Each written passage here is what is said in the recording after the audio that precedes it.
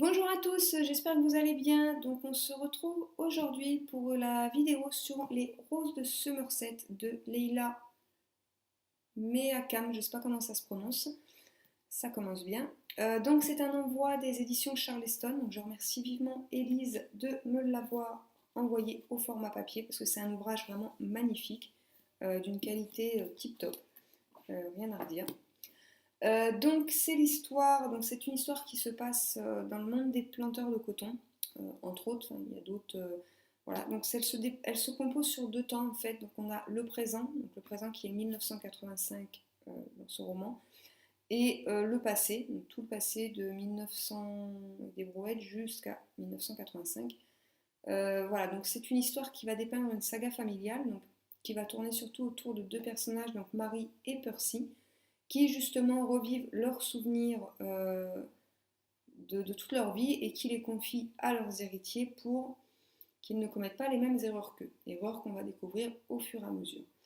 Dans ce roman, on a donc deux belles histoires d'amour, donc même si la deuxième est plus, voilà, n'est pas aussi palpitante que l'histoire principale, c'est-à-dire entre Percy et Marie. Voilà, c'est une histoire d'amour qui m'a soufflé, qui m'a transportée, et voilà, c'est juste génial.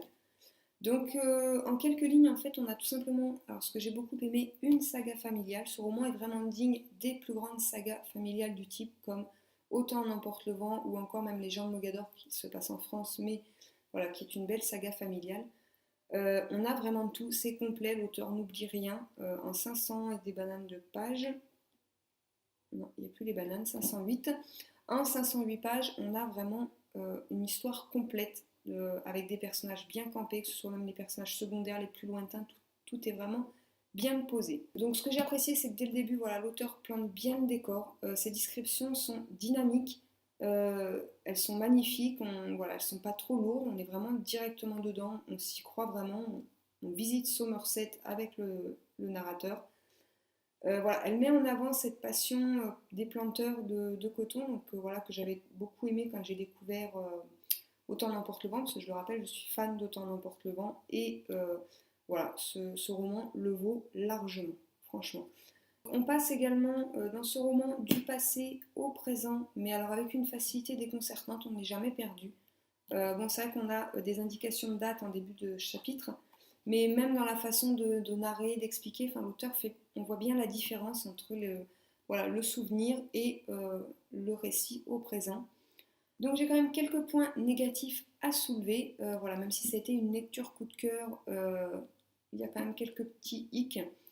Donc déjà, une chose que je n'ai pas très bien compris, c'est qu'on a un personnage donc, qui s'appelle Lucie, euh, qui par moments s'appelle Gabi. Alors, est-ce que j'ai loupé quelque chose ou est-ce que c'est un surnom mais que j'ai pas, je sais pas, peut-être j'ai sauté une ligne ou deux. Mais voilà, j'ai pas compris pourquoi Lucie devenait Gabi à certains moments. Bon, ça n'a pas gâché la lecture en soi, puisqu'après j'ai bien compris qu'à chaque fois qu'on parlait de Gabi, on parlait en fait de Lucie, mais voilà, c'est assez dérangeant. La fin est un peu trop rapide à mon goût. Voilà, sur les 10 dernières pages, tout s'enchaîne et j'aurais aimé voilà, que l'auteur continue à nous étaler un peu plus parce que c'est vraiment, encore une fois, une histoire fantastique.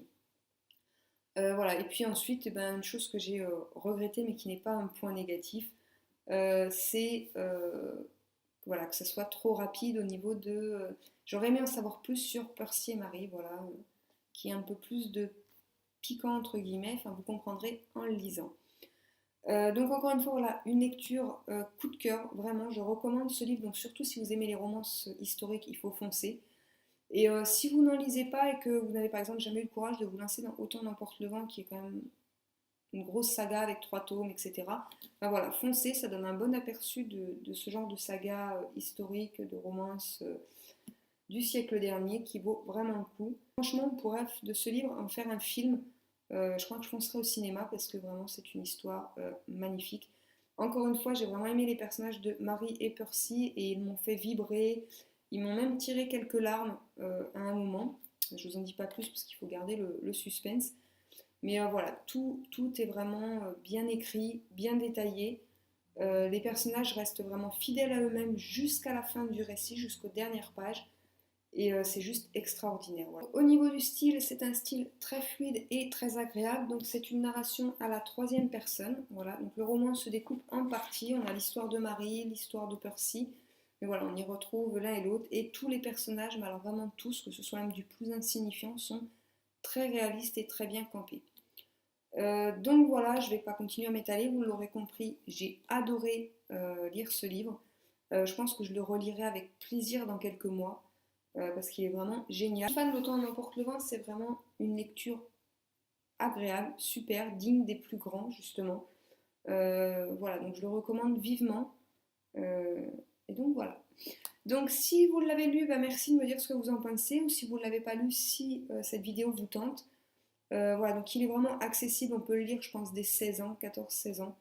Enfin, moi j'ai lu Autant n'emporte le vent, j'avais 9 ans, donc voilà, franchement, c'est vraiment lisible facilement, même par la jeunesse, et puis par tout le monde, de toute façon. Voilà. Je vous conseille vivement de le découvrir, et du coup, bah, je vous dis à bientôt.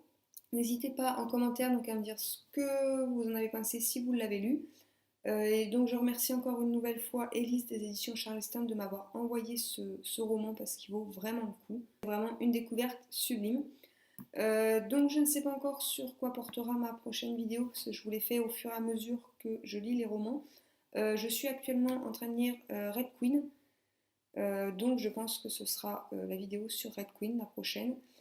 Je sais que vous attendez aussi la vidéo sur nos faces cachées, mais voilà, si tout va bien, vous ne serez pas déçus parce qu'avec Lilou de Land of Book, on va vous préparer une petite surprise si tout se passe bien et je pense que vous ne serez pas déçus. Donc voilà pour cette vidéo. Je vous dis donc à bientôt, bonne journée et, et voilà. Bye bye!